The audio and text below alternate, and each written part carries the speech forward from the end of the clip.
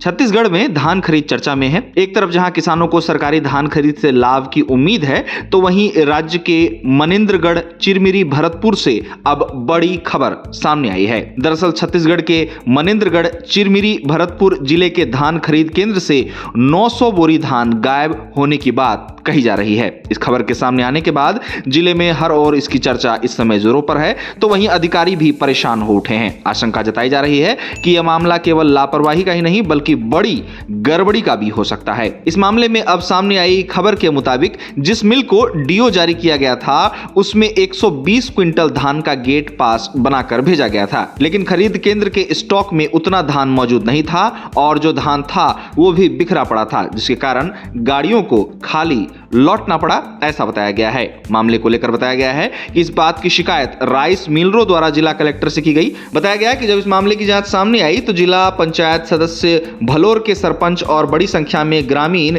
खरीद केंद्र पर पहुंचे। मामले को लेकर प्रबंधक से बात की गई, लेकिन यह कैसे हुआ इसको लेकर स्थिति स्पष्ट नहीं हो पाई। प्रबंधक ने धान के सूखने, सूखे धान के भरे जाने जैसे तर्क दिए, लेकिन इन जवाबों से लोगों को शक हो रहा है, जिसके बाद यह मामला अब जिला कलेक्टर के पास जा पहुंचा है और मामले की जांच के आदेश जारी किए जाने के बाद प्रशासन 900 बोरी धान के गायब होने की गुत्थी सुलझाने में लगा हुआ है। जांच के प्रोग्रेस की बात की जाए तो बताया गया है कि प्रशासन मंडी से पहले जिन धानों का उठाव हुआ उसके दस्तावेज सहित स्टॉक रजिस्टर, तौल पर्ची, परिवहन आदेश और भंडार की वास्तविक स्थिति की जांच कर रही है। इसी बीच अब इस मामले को लेकर कठौतिया समिति के प्रबंधक बलराम सिंह ने जो जानकारी दी है, उसके मुताबिक 900 बोरी धान गायब होने का जो मामला सामने आया है वो सुक्ति वाले हैं और बाकी बोरों में नहीं है। उनके मुताबिक स्टॉक पूरा है, अभी 922 बोरी है और जो बोरी यहाँ पड़ी है वो कटा फटा है, उसको भरवाया जा रहा है और जब ये बोरी में हो जाएगा तो इसे दे दिया जाएगा। कठौतिया समिति के प्रबंधक बलराम सिंह ने कहा कि यहाँ अभी 900 बोरी के आसपास धान है,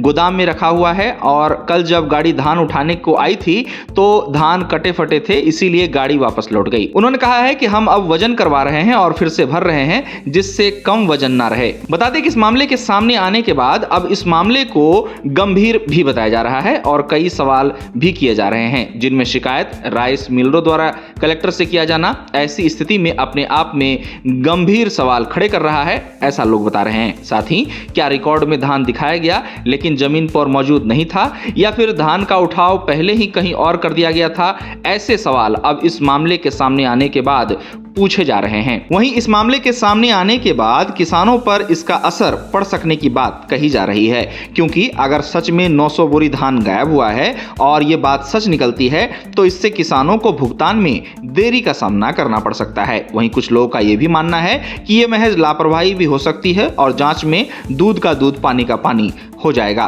लेकिन वहीं कुछ लोग इस मामले को गंभीर बताते हुए समय का इंतजार करने की सलाह देते हैं। आपको बता दें कि अब पूरे जिले की निगाहें प्रशासनिक जांच पर टिकी हैं। लोगों को प्रशासन के जांच के रिजल्ट का इंतजार है, जिससे सही मायने में यह पता चल पाएगा कि महेंद्रगढ़, चिरमिरी, भरतपुर जिले के धान खरीद केंद्र से 900 बोरी धान सही मायने में गायब हुआ है या फिर यहां यह धान अव्यवस्थित रूप में मौजूद है। सभी को अब बस प्रशासन के जांच के परिणाम का इंतजार है।